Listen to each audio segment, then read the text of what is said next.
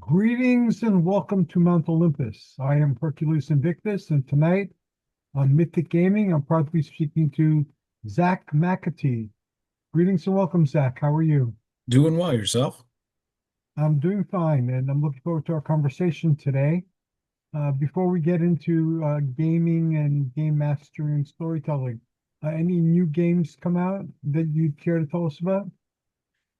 Yeah, I've got some new games added to my collection that some of them are not new releases. It's just that I finally got them. Um, Three of interest, one of which I haven't gotten to actually try yet. But the first one is a game called Potion Explosion, where everyone plays students at an alchemy school. And you're trying to collect ingredients, complete potions for points, and then once you complete them, you can also spend them for a one-time benefit. Uh, the cool and interactive element is the way you are collecting ingredients is a marble dispenser. Oh, And wow. so there's four colors of marbles. You randomly dump them into the thing and it like filters them into four lanes. And then you can pick one single marble on your turn. But then if taking that marble makes two marbles of the same color touch, you take all the marbles that just touched and everything, and you can chain that together. Um, so it's about trying to efficiently collect ingredients that way and just really fun with the tactile element of like actually picking up these marbles and making marbles fall down and stuff. Um, Gameplay is very simple, but again, just really fun and engaging. And again, it's better than just rolling a dice. Yeah. Um, the second game is similar, but the one I haven't tried yet. It's called 12 Rivers. The idea is there are marbles at the very top, and you have almost like a cork board that they have carved tunnels through. And the marbles, when you remove like the starting line, will all filter down through those tunnels to the bottom of the board. What you do is you each have three little wooden squares in your color, and there are slots in each of the rivers where you can put your door. That way, if any marbles hit your door and stop there, you get to take one of those marbles and then take your door off the board. So the interesting bit with it is initiative and turn order is determined by how high up you put your little like wooden block. Because the higher up you put it, you can kind of guarantee that you're going to get a specific color marble. You can say, oh, there's a blue marble in that lane. If I take the opening literally right under the starting line, I'll be able to get that blue marble, no worries. Whereas if you put a block further down, people can put blocks above you. They may get pushed off course. Um, but so as a trade-off, the higher up and more specific you are with your placement, the slower you go the next turn. So it's got a cool, like, how much is this worth? Should I take this now and basically guarantee I don't get to pick anything next turn? Do I stay in kind of the middle? Do I hold back this round and then wait next round for like a better color? So we're hoping to try that one this week or this weekend. Excited to give that one a go. And then Sounds like a lot of fun. I'm hoping so. It's I've been collecting games with like nice tactile elements lately has been something I've been trying to complete. Um, and then the last one, and the one I think that you will find the most interesting, is a game called Winter Rabbit. So it's based on Cherokee myth. Each player plays as one of the animals from their fables. You all live together in a village and are trying to prepare for the coming winter. Similar to kind of the Aesop's fable of the grasshopper and the ant. The rabbit, in this case, does not want to do any work. He's a trickster, he's a thief, and he spends the whole game basically watching everyone else preparing for winter and trying to steal things that we are preparing for winter. So it's a semi-cooperative game, and the way it works is if Winter Rabbit manages to stop you from like building up enough stock to keep the village safe when winter comes, only he wins. The computer wins, everyone loses.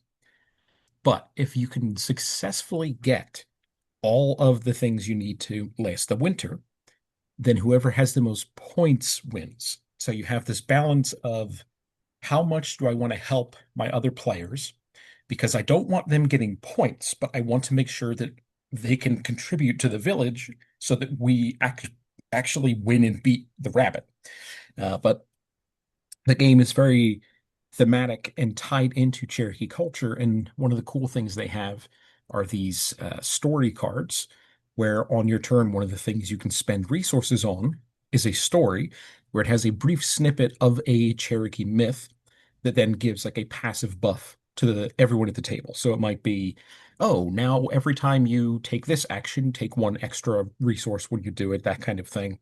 Um, but the quality is really nice, the production quality. The colors are very vibrant. I really love the element of leaning into the fable and myth. And we played it once so far. I'm really looking forward to playing it again. Now, I've asked you this question before, but it bears asking again for our new people and older people who didn't write it down. You always come up with the most interesting and unusual games to share with us. How do you find out about these games? And if you could share that, how can we find out about the games? Yeah, yeah. So one of the big things I do is anytime I'm traveling, I try and look if there's any game stores wherever I'm going so that I can hopefully see things that I am not familiar with. So like recently, a very good one in New Jersey that we found is called the Dragon's Hoard in Hackettstown. That's where I found Potion Explosion, which has been out of print for some time, so I was very happy that I managed to find it. But so I always like search around on Google for any places where I'm going. Anytime we take a vacation, I always try and find a couple, in a different state for us to hit. I spend a lot of time looking through Kickstarters for up and coming games, and Board Game Geek is obviously a great resource. They are really good about putting up like lists of what's a hot game right now, what are the most popular games that came out this year. So they're an amazing resource for looking into that kind of stuff. Oh, wow. I don't travel around as much as I used to once upon a time. But definitely I can identify with looking up resources where you're going to travel to see if there's anything there of interest. But what is the name of the website again? The Board Game Geek. Board. And so if you ever search Google for a board game's title, if you just put, so in this case, a Potion Explosion, just put the initials BGG after the search, and it'll almost always bring you directly to the page they have devoted to that game. Okay, thank you very much. Any other games you care to share about? I think that's it for new ones recently. My I'm at this point trying to find homes for a lot of my games, computer games, video games, board games, card games, because I'll be 67 in a couple of months. So a lot of games I'm never going to play them again. So it Yeah. really makes sense for me to hold on to shelves of books and boxes if it's just going to wind up in a dumpster someplace if anything happens to me. So I'm trying to uh, find homes for them a little at a time Yeah. now. But some of my favorite games that I used to enjoy playing, I haven't played them for a while, but I used to love playing them. I find that new companies have taken them over and have produced products with it. So there might be adding to my collection because it's fairly easy to get people to come over for a game or for a talk or for anything else. So I might, in my older years here, start a gaming group in my house again for like adults. Yeah. And I'm really heartened by Talisman, the board game, and Hero Quest, which is also a board game that has uses miniatures and maps. Hmm. So I picked up a couple of new Hero Quests, and I've been looking through them. And Talisman will be my next purchase of something new. I've never gotten to play Hero Quest, but I saw that it was having a resurgence lately. Like I even saw it at Target the other day. It's getting that commonplace. Yes, the Target one was $50. It went on sale for I think $30, so I bought one. I waited for it to go down to $50 Yeah. for like the longest time.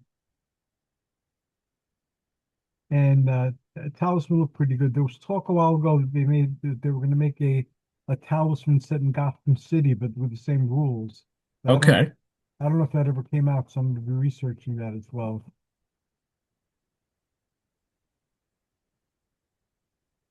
Now, we've spoken in the past about adopting other media, either books or television series or movies.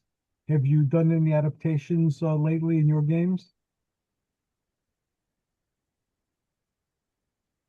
Don't think so. I mean, as concepts go, I've incorporated some time travel shenanigans into my most recent L5R arc, but not from like any specific media inspiration.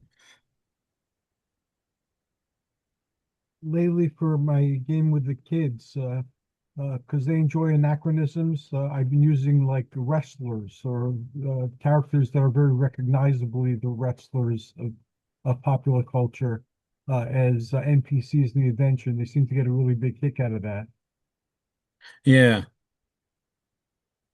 And one of them requested that I do a Pokemon type of adventure. But other than what I've been hearing from you and years ago when I worked for an after school program and they had a Pokemon program, I really don't know much about Pokemon. So I'm gonna have to research that before I try to run it. Yeah. Any questions on that subject matter, feel free to ask. It's my bread and butter right there. So Thank you. I appreciate that, and I will take advantage of it. How are your campaigns coming along? doing well. We have four at the moment. Um, one of them is a game called Ryutama, which I talked about previously on the show. Focuses on kind of a more whimsical world. They describe it as Oregon Trail meets Miyazaki. Um, but so that one's been fun. It's been very low key, not too high stakes or anything. Um, they recently finished the first arc in that, and stop me if I've discussed this before. I can't recall if I did, because I think the last time we talked was right before that session. Uh, so the problem with the town was it's a town that focused on beekeeping for getting perfumes, making flowers, and like that's kind of their main economy because it's a whimsical fantasy world, so that can be their main economy. Um, and so when the players are in town, they are dealing with a gang of these cat-like people called Neko goblins, which are like 3 foot tall bipedal cats. And they don't really have a concept of ownership too well, so they steal things, but not maliciously.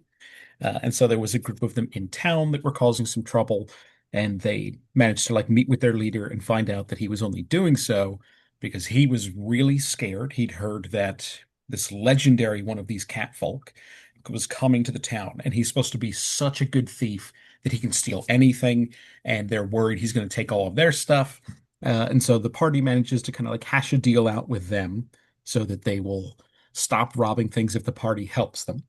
And sure enough, the legendary robber does come into town, and they find out he's got a little bit of magic in his stealing because the way they discover he's there is he has stolen the bees' ability to make honey.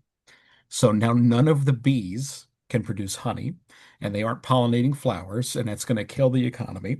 Um, so they manage to track him down. They find him. He's a 3 foot tall cat person, gray tabby. He's wearing like a really fancy button waistcoat and top hat. And his name was the Skinch because he skinches things, he steals them. And so when they had the final fight with him, I got to throw some really fun curveballs at them because when they were heard that he could steal anything, of course, you think that's hyperbole. You don't think that that's real. You know, you're like, oh, okay, he's just a really good thief. They say he can get anything. But no, he can literally steal anything because the thing he did on his first turn was steal the loyalty of one of the party members, so they fought on his side in the fight. Um, and so that wore off after a turn. He tried to steal someone's initiative to like swap initiatives with them. Uh, at one point, when they finally got him on the ropes and he was like about to get knocked out, kind of thing. One of the things Ryutama has are roles for everyone in the party, where like One of you might be the person in charge of the map. One of you might be the person who tracks the party's inventory of food and water rations, so on and so forth. One of those positions is the leader. So Diskinch stole one of the party members' role of the leader.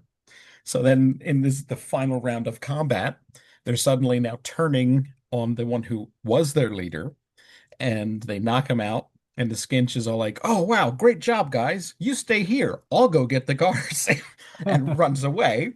And then a few seconds later, they kind of like things go back to normal, and they realize what happened, and then they had to chase him down again. But uh, it was just a really fun, goofy concept that I don't think you could do in a more serious game. So I was really happy to get that to the table. That was like a lot of fun.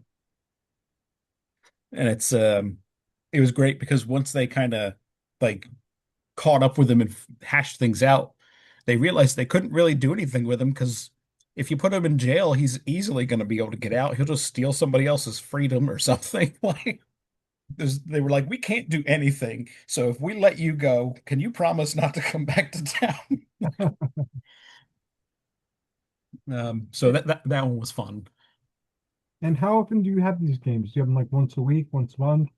Once a month usually. And in Ryutama, we took a break in January. Everyone was, busy with holiday stuff, and then we're going to be rejoining that for the second arc in the beginning of February. Oh, very cool. I'm looking forward to an update. That sounds like a lot of fun. Yeah, yeah, that's the cool thing about the system, which I can talk about now with experience because before I hadn't done it, is at the end of leaving a town, they have a communal aspect where everyone at the table designs the next town and the problems it has. So you go kind of round robin, say like one person comes up with the town's name, maybe one person comes up with like what their unique items are, their signature items that they sell, what they're known for, even to the point where the players can come up with what threats are currently bothering the town. And then after everyone establishes that, the DM takes that and uses that as guidance to like write the next session kind of thing. Oh, Uh, that's really great. And this way everyone has a say and everyone has a stake in the new adventure. That's fantastic. Yeah, I think it's a good idea, and it really helps kind of letting the players show you what they're interested in, because obviously they're going to be suggesting threats and things to deal with that they find fun. So it makes it a lot easier to make sure everyone's having a really good time if people are helping you build the system that you're going to be using for them, you know? Yeah, that sounds like an excellent idea. I'm gonna see if I can adapt that for one of my campaigns. When we wrap up one before we start another, give Yeah. same type of say that, and I can see people getting much more invested in that than something you come up with out of your head or from a book or a gaming resource. Exactly. Yeah, it's having that share of making it kind of gives people a bigger sense of ownership, I think. And then, like you said, it's easier for them to invest because it's something that they care about. It's something they cared about enough to bring to the table. With mine, I have two main campaigns going, and I have the sessions in schools. Hmm.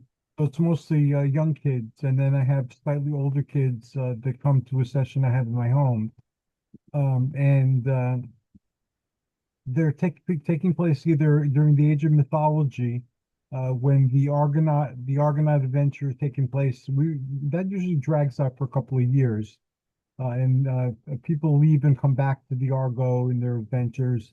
And so the Argo is on its way to Yolko with the fleece.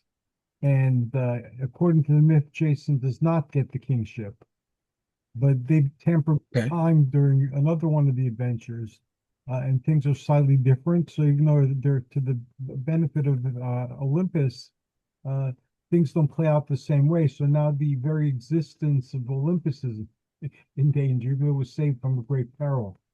So all that's playing out in the mythic past and in the superheroic future of the superheroes. And it's been going back and forth and back and forth. And now some very not well-known myths, like the Hercules chases Medusa through the underworld, and it's like this loop that happens, and it's been happening for a very long time. Really obscure myths like that are woven in together, and one of the good things about having a game set in the campaign world that kids can research, be it the Lord of the Rings or the Greek mythology, is that they'll find these obscure myths and then they'll weaponize them or use Yep. them to figure out unique solutions to problems. So having a lot of fun with that. Um, when the Argo voyage runs out, usually it's another cycle. Every decade or so, I have like a Time Wars, which is like DC's Crisis of Infinite Earths, where everything kind of gets rewritten and summarized. Because otherwise, there's way too much reference material to refer to after a decade of playing. I love the idea of like working in those real world story elements for them to like you said almost weaponize against you. And they learn things too, and that pays off in school. A lot of times they've come in, they've said that they were learning something in class, and they knew it because it had been part of some game they played with me a few years ago. This- So they knew about the historical event or the mythical event that was being referred to in class. Do you have a specific like what was the most recent or your favorite time that a player has managed to like look up something in the myths and pull one over on you with that? I don't remember offhand, but it's happened a number of times. I do know that when they go to camp in the summer, because they're from different schools, a lot of times they'll find kids who are in my class in like another school and go Yeah. to the same school in a different group. And they figured out a few years ago that if they're playing in the same campaign in the same area, not all the information gets out there during the course of the game. So they'll start comparing information with each other, and this way they get a fuller picture. Then when they see me, they say, "Oh, I met so and so at camp, and now I know why you did this," or "Now I know why Yep. that." And so, but if my brain lets me remember a specific instance of the weaponizing information against me, I will tell you. Usually it's knowing, like, if they encounter Medusa, knowing a little bit about Medusa's excuse me, mythology, the fact that you need a mirror and why you need a mirror, Yeah.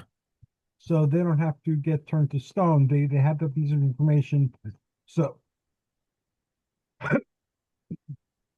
I'm sorry. Yep. No worries. Get a glass of water. So they have that piece of information. They learned this week that nightmares, because they went to the realm of dream, Okay. are actually nightmares, and Mm. that's not something I made up. That's actual folklore. Yeah. So that became a piece of information that they talked about. The fact that they would never guess. They would think that's some pun that I made up.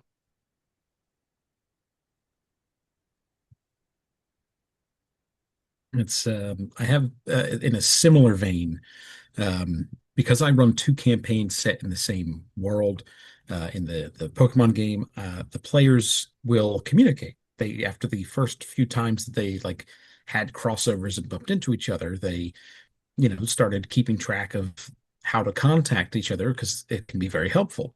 So they, well, occasionally one party may visit a town and either cause a problem or resolve a problem, and then they'll like through DM messages, like text, quote unquote, one of the other party members in the other group to kind of maybe give them a summary or be like, oh, hey, if you stop by in this town, talk to this person, or oh, we ran into so and so. They said they know you, like this kind of thing. So there's this nice little like back and forth in that regard. Hmm. Yeah, that's fun. The kids now with the different campaigns, even though they said in times uh, gone by as well as recent times with superheroes, the mythical themes are the same, Hmm. and one of the kids is in both classes. So that allowed me to create an element of time travel. Okay. This way, he's now a time traveler, and we had a story leading up to his becoming a time traveler. So he doesn't have to have two sets of characters and keep it separate because these are pretty young kids, like kindergarten to third grade. Yeah. So I have to keep it simple for them. So if he wants to keep the same character in Mythic Greece and in our solar system in outer space, now we can do it. And he gets to see both sides of the stories. And I've noticed that sometimes he'll share information, sometimes he won't. So And it's recently so I my parties are just I refer to them as party one and party two.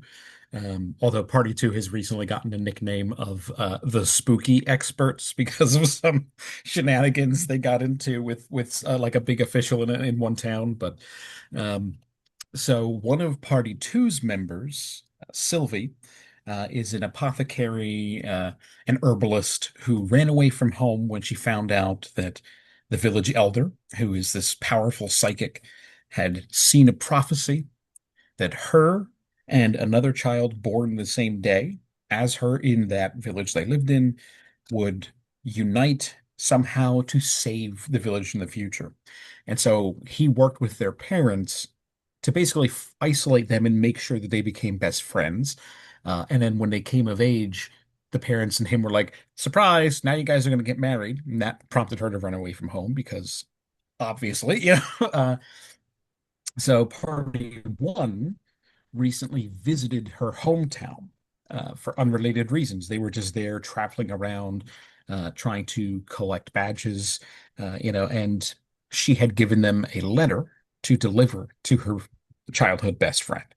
And then when they found him and spoke with him, they found out that after she had run away, because she's had no contact back home, she's avoided any and all contact, even with her parents, things got much worse, and the big psychic elder leading the town has effectively used his powers to make sure that the other childhood friend, the best friend, cannot ever leave because he lost one of them, quote unquote. So if he's got one of them, she's going to have to come back at some point, et cetera, et cetera. Um, and so they found all this out. They left, did their own business. They did what they could, but they couldn't really get too involved because their party does not have any psychics or the equivalent of magic users. But then both party members of Party One messaged two different party members of Party Two and gave them very different interpretations of what happened.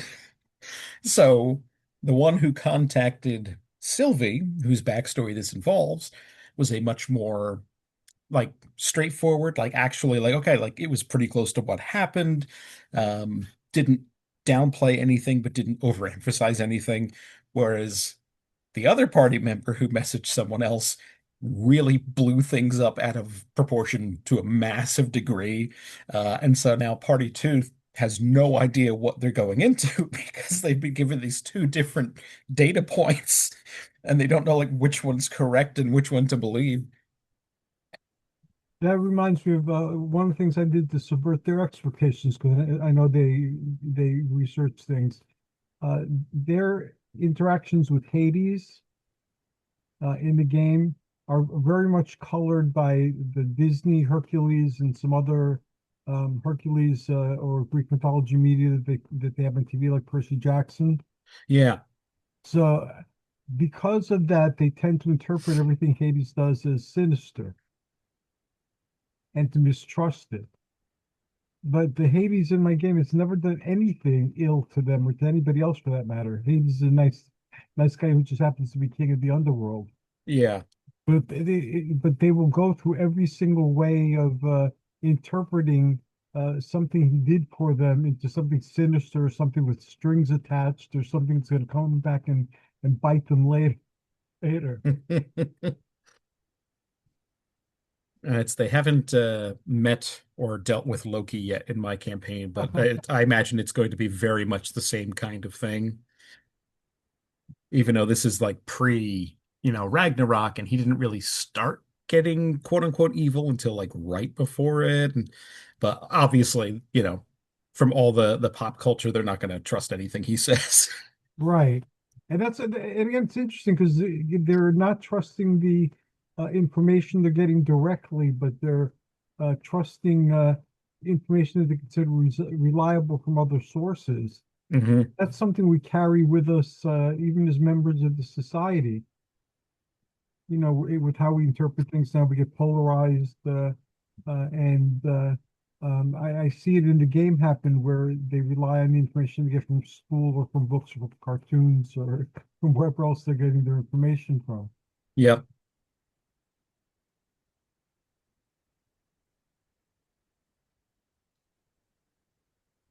Any any things that are coming out in the future that you're looking forward to looking into? Hmm. So I guess this is something I'm looking forward to right now is in our L5R game. I've been breaking things down into arcs, like kind of like this would be a season of a TV show, effectively. Um, and the L5R system is built with a single initiative and turn structure that can be used for multiple types of conflict. So the same exact system can be used to handle what they call skirmishes, which is your typical like party versus a couple enemies, duels, which are one-on-one fights, um, any kind of like courtly intrigue scenes where you're trying to maybe sway a council, things of that nature. And we've done all of those. But the one we haven't done is what they call mass battles. So mass battles are, as you would guess from the name, elements where each PC is effectively controlling a troop, platoon, however you want to phrase it, of a larger army. And so the army itself has sort of health. It has like a physical health and a mental health, which is attrition and morale. And so if either of those go to zero, the army loses for one reason or another. But we are prepping to do that for the next arc coming up when this one finishes. Uh, so what I did is I found someone who 3D printed, sorry, um, classic samurai like banners that they would wear on their back into combat.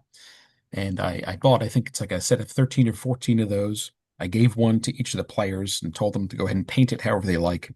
I'm going to paint the other ones. I need to make, I'm still in the process of setting up because this is probably going to be a month or two before we actually get there. But make a big map of like the country and stuff, break it down into different areas. And then what I did, because I commit to the bit. And and as we were talking about like me trying to focus on like tactile elements in board games earlier, I always find a tactile element in an RPG gets the players sucked in quicker. Right. So I bought a set of what are called command staves, which are, if you've ever seen like the classic war movies where generals have like a stick, a wooden stick that they are pushing troops around on the board with, Yes. it's those. And so the idea is I'm going to have this giant country map. They have these tiny flags representing their troops, and I have those sticks so that we're going to be sitting there like, all right, I'm going to move this troop into this area, and then you can move over there, and like pushing them around with that. So That is so funny. I figured it's like it's a small thing, and it's like it's inconsequential, but I feel like that it'll help buy in, you know? Yeah, that is so funny. Have you ever regretted not running a game in a particular setting? I'll share a story with you. I really like the CWDC television shows, Okay. Yeah, yeah, yeah. and there were so many of them. It was very rich in material, and they crossed over into comic books and into books, both young adult and adult, and they had all sorts of um, swag tied in with them and everything. And then it ended finally recently with the fourth season of Superman, I believe. But I always loved the campaign setting, even though it wasn't like high budget, Yeah. better than the DCU certainly. Um, and now nobody I know has was a fan of those shows, and I haven't played in a while. And I really wish I'd run a campaign, and I would have enjoyed it, and I'm sure it could have made it enjoyable to other people.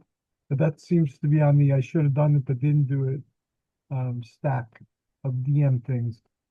That's the way I look at it is that stack, the pile of shame of like ideas and system books that you haven't gotten to. Don't write it off and don't write it off until you're dead is I guess a good way to put it.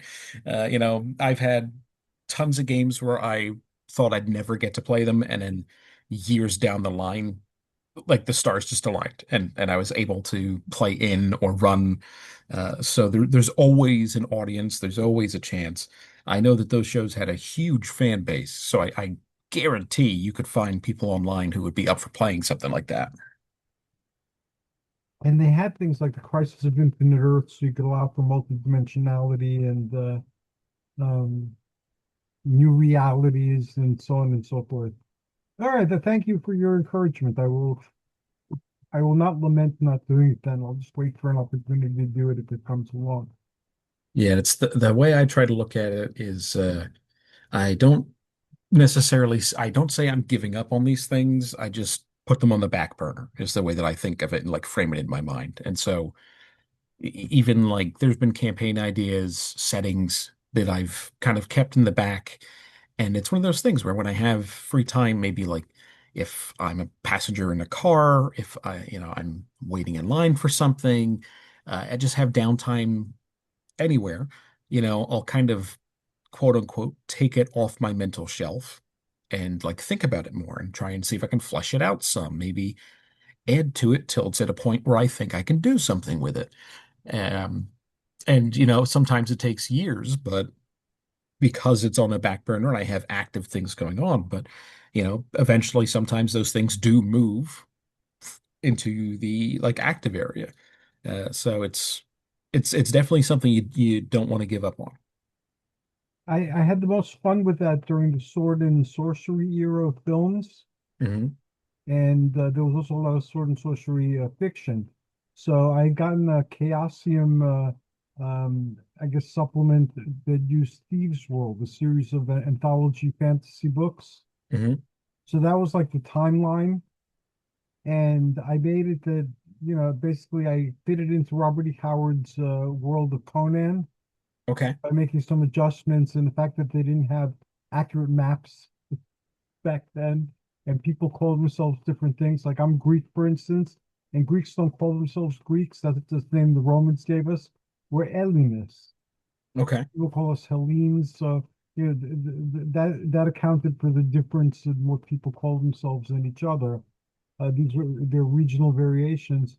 And then what I would do is the movies and television shows that came out, there were things that happened or were happening in the world.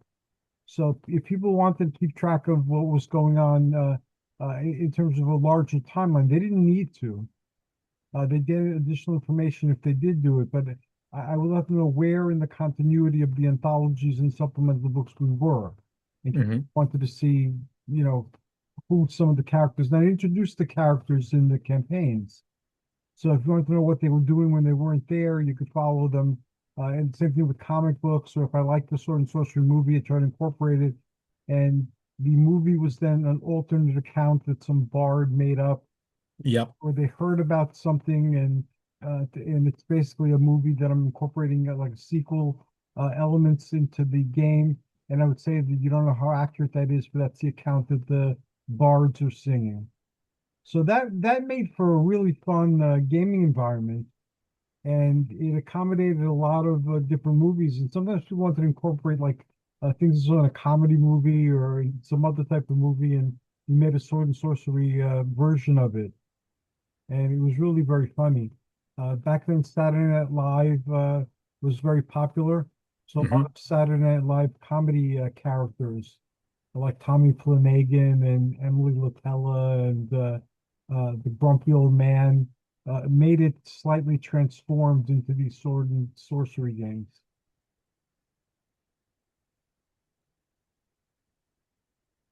I always think it's fun to take something existing like that and make it your own. I think Yeah. you've done a good job of that, I think.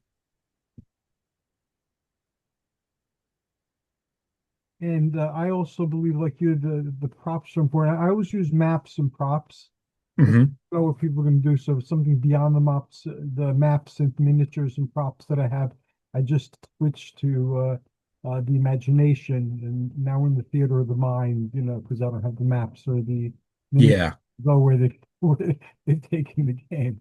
Um, but I also use things like glass beads and coins and all sorts of like little props. And after a while, these little things, instead of being mere tokens, they assume all sorts of magical significance or philosophical significance, and then that becomes part of the story, where that's a non-verbal part of the story. And Yeah. if they know the lore, they could figure more things out than if they're ignorant of the lore. That's I totally understand the like moving away from using all the physical components because it's hard to get Yeah. like perfect things, especially when you kind of, like fly by the seat of your pants, right? I can recommend you something that I got a couple years ago and I use a lot, and I really like these. They're about, I want to say just about the size of a quarter. It's a small disc with a colored outline in various big bright colors, but then the surface is or dry erase so that you can just write on it whatever you want and erase it when you're done. So I bought like I think 10 in like every color they produced, 20 in a couple of them that I was like, oh, I'll use this color for like big groups of enemies and whatever. And those have been fantastic because it still lets you like plot things on the board. It still lets you have the gridding and a map, but it doesn't need you to have the exact minis for anything. It doesn't need you to like customize, like, oh, no, they went left instead of right. Like you can just erase and write something else on it. Um, they've been a major boon. I like them a lot. If you can send me a link to that, I'll gladly look into it and I'll gladly share the link with others. Uh, Yeah. Yeah, and it's been an especially big boon because the Pokemon universe, at this point, there's over 1,000 Pokemon. wow. So I will not be able to have minis for every Pokemon, let alone multiples if they fight multiples of the same one. So having the dry erase tokens is a godsend because I can just pick a color that I think matches like their type or whatever, write the name on it, and there you go, good to go. I started using like a shorthand system because they realized, and I explained that the map is not an exact map, the miniature is not the exact miniature. Hmm. Then I ran into problems with like numbers. So now it's like on the personal size map, the character miniature friendly maps.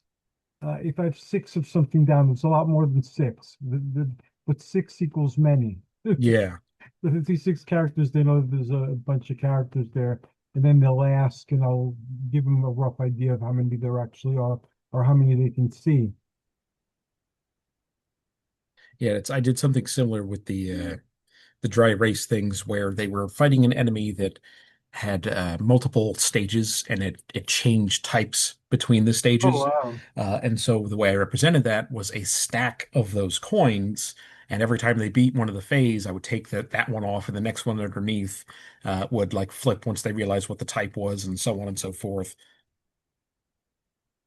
There are also a lot of like different box sets of plastic miniatures. Hmm. And if you do comparative shopping and you watch for sales, that becomes very affordable, also, I found. Yeah.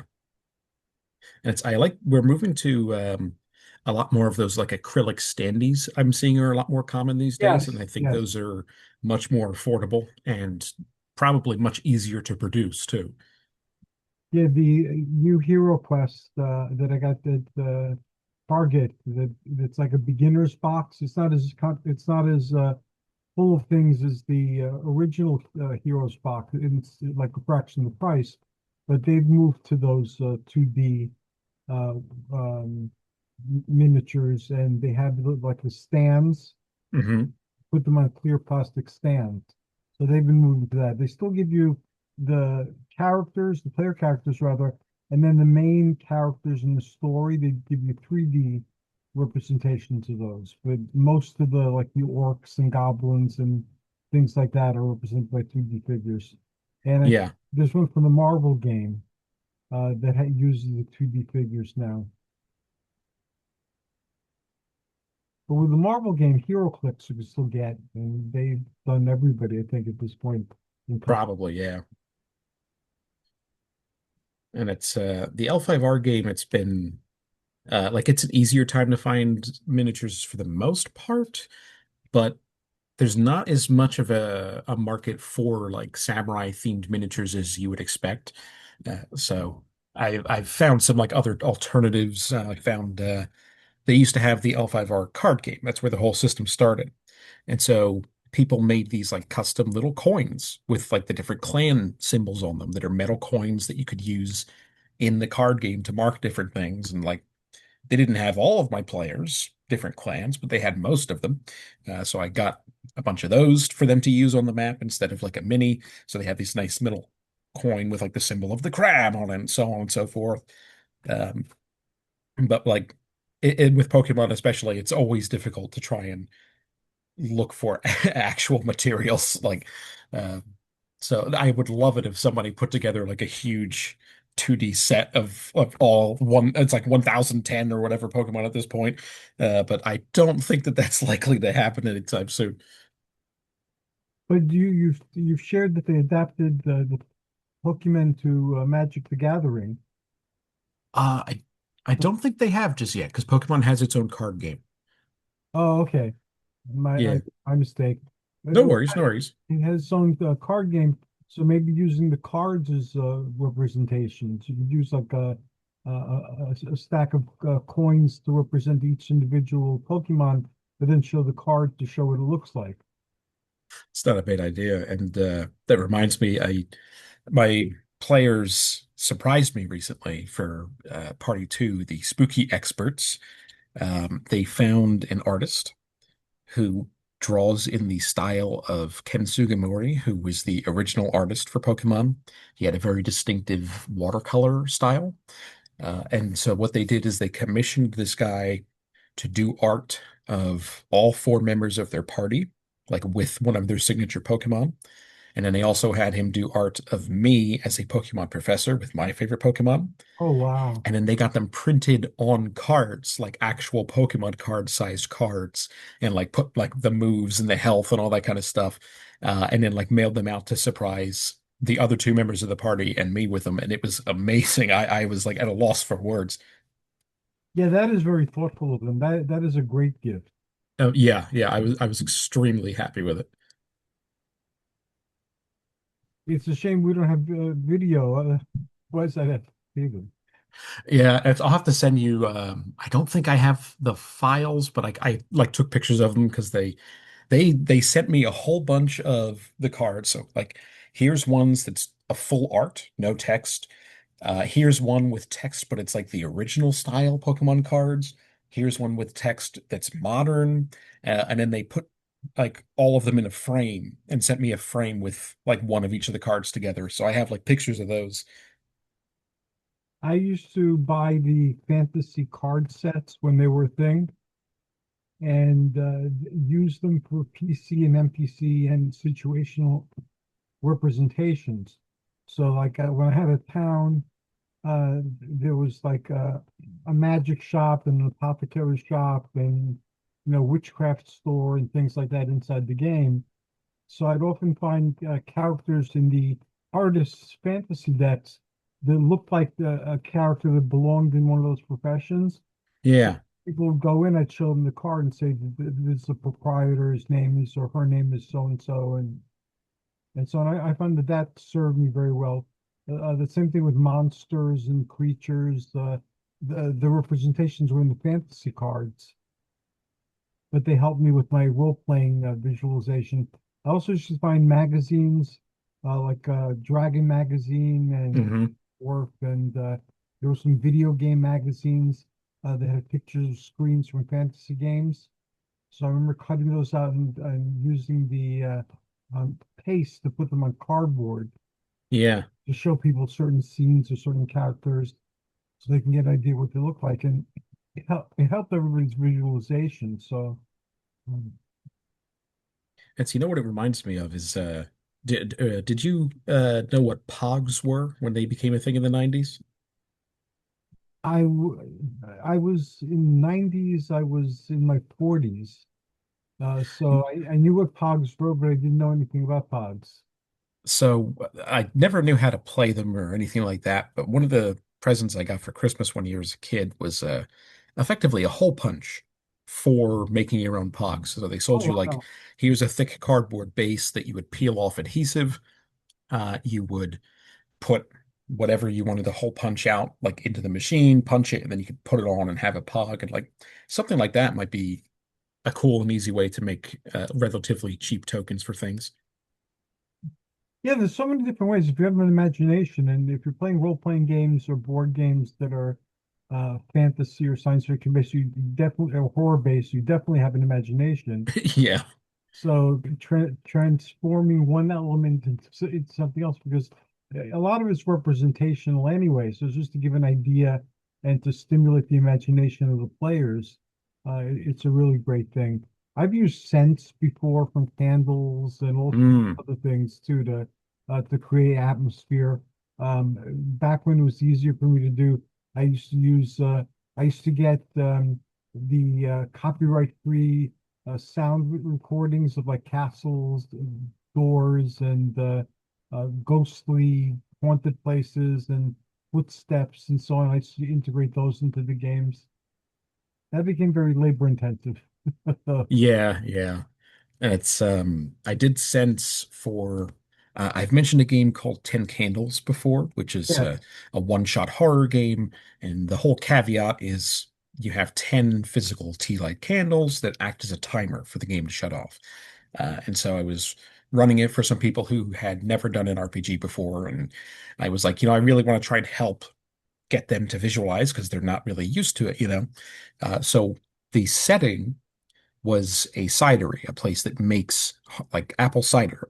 Hmm. And what I did is I found apple cider flavored tea lights Oh, and then cool. used those for the tea lights. And so it was a little bit of immersion. It was fun. Yeah, that sounds like a great thing. Did it help stimulate their imaginations? Yeah, yeah. They had never done anything like it before and they like really liked it because they're big horror people.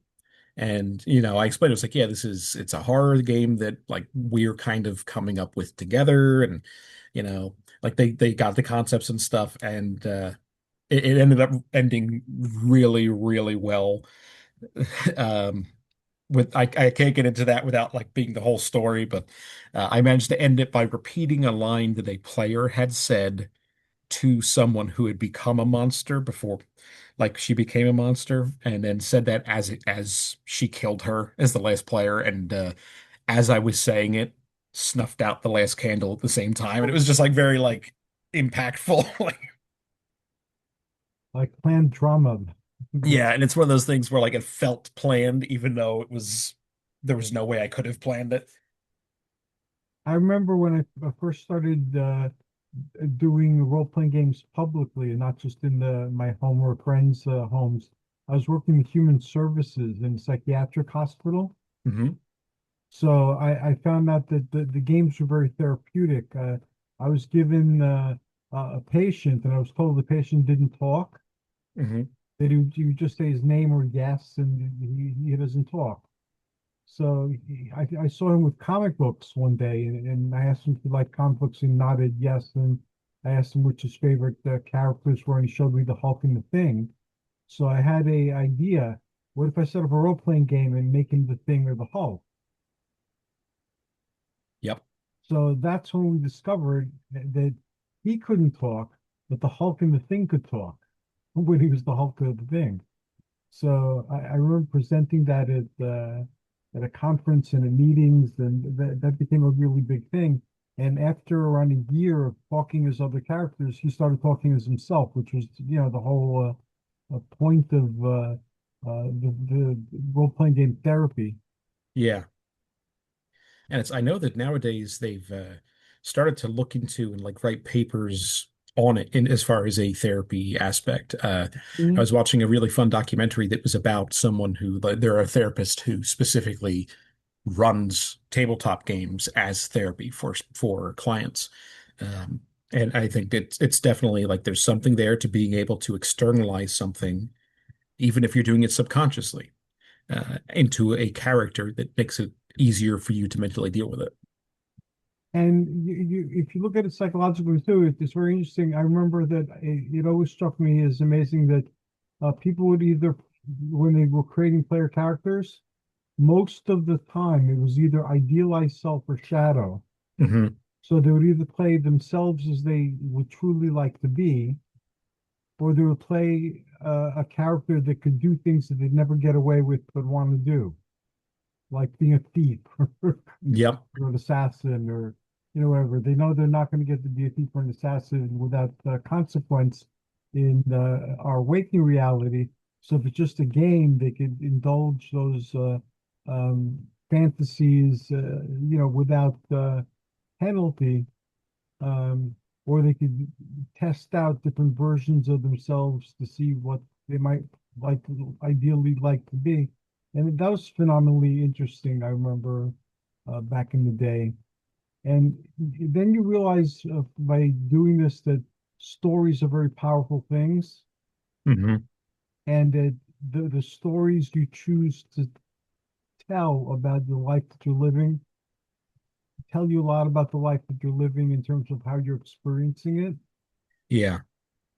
So anyway, that's a whole other program. And Yeah. Yeah. That could be a deep delve topic. Yeah. but I looked at the clock. We have a couple of minutes left. The hour went by really fast, and I enjoyed myself a lot. Sorry, my throat started crapping out Oh, on. no worries at all. No worries at all. And is the new year treating you well? Yeah. Treating us well so far. Good. The only big news is, Jamie and I are potentially looking to start a family either this year or early Fantastic. next year. Um, but so that's been like the only exciting news that we've had recently, so to speak. But sometimes no news is good news. So the fact that I don't have any bad news is a good thing. Yes, and I will accept that. With me, I became a grandfather again, so I'm a grandfather. Congratulations. So that's like one of the best things in the world. So I'm glad I'm experiencing that. Um, Zach, thank you for everything, and may this year continue to be good, and may it bring you all your heart's desires and success on all your endeavors, and all good things. Same to you, and I'm looking forward to speaking again. Me too. And how can people contact you if they want to enter your world? Yep. So you can always find me on Facebook, or you can send me an email at mrmunnin@gmail.com. Thanks again, and say hi to Jimmy for me. I will. Have a good night. Yeah, you too. Good night. Good night, everybody.